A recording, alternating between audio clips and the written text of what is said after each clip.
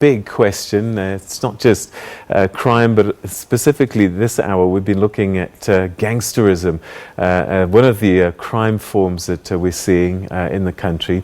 But the question is, I guess, is how are authorities trying to combat crime? Well, joining me on the line now is Gauteng Police spokesperson, Brigadier Mathapelo Peters. Brigadier, thanks very much indeed for joining us. Welcome to the program.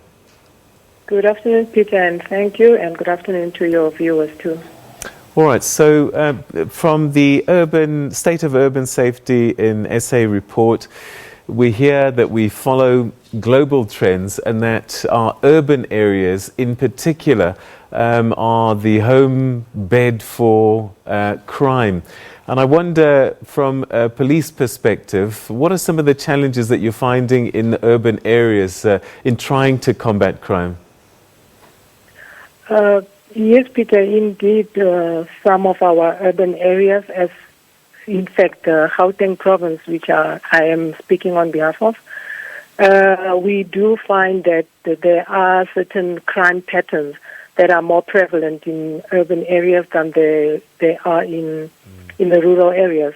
And then on this particular topic, we are looking at gangsterism, which is quite rife now, and recently we've also seen challenges in terms of safety at our schools, and then we also have a lot of drugs, but also one of our biggest problems is serious and violent crimes, and which would include your contact crime, your like assault, GBH, and all of those type of crimes. That is why we are looking at issues of trying to curb the proliferation of firearms, amongst other things that we're doing. So gangsterism is a big problem to such a degree that you have special units just dealing with gangsterism. Give us a sense of how widespread is this? I mean, can we expect to find a gang in every one of our suburbs in the country, or is it peculiar to certain areas? I think it is more pronounced in some urban areas, and then in other areas you do find groupings, but that do not necessarily operate in the traditional sense like gangsters would. But we do treat them the same. It is crime, whether it is a gang or a group. And then we also have a unit that deals specifically with organized crime also, that will be looking into such crimes, because you find that gangs and your organized crimes involves a chain of people where you need to really go deep into the investigation. What do you find are the biggest motivators for the formation of gangs and people wanting to belong in them and perhaps feeling trapped, unable to leave?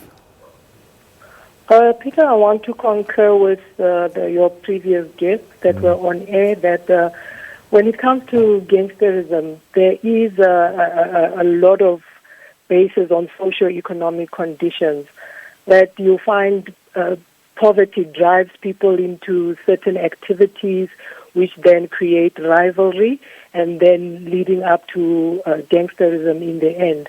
So we think some of the conditions in which our people live do contribute to gangsterism. So our previous guest also said that one of the challenges is that authorities tend to fight crime in the same way across all areas, where you really need specific approaches to certain areas because of those differences in the drivers of crime. How have you changed tactics as the police to try and have specific responses in specific areas? If I can quote just an example, yesterday, the Provincial Commissioner of Police in Gauteng, we engaged with the CPF as well as community leaders from the Westbury area. And also, if you can check with all our operations and our approach to crime, since as early as last year or 2017, we have been trying to integrate, where we not only focus on law enforcement, but we go as broadly as your government departments as well.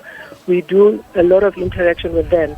And through the CPF, we try to reach out to community structures as well, because the CPF serves as a bridge between the community and the police. So I want to believe that in terms of approach to fighting crime, we do synergize our energies. We do look out and reach out to a number of stakeholders, not necessarily in the law enforcement space.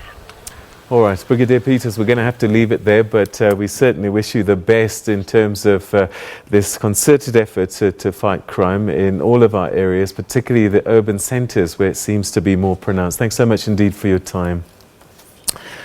All right, we're going to recap the question of the day, because we've been focusing this hour in particular on gangsterism. We've heard some of the challenges and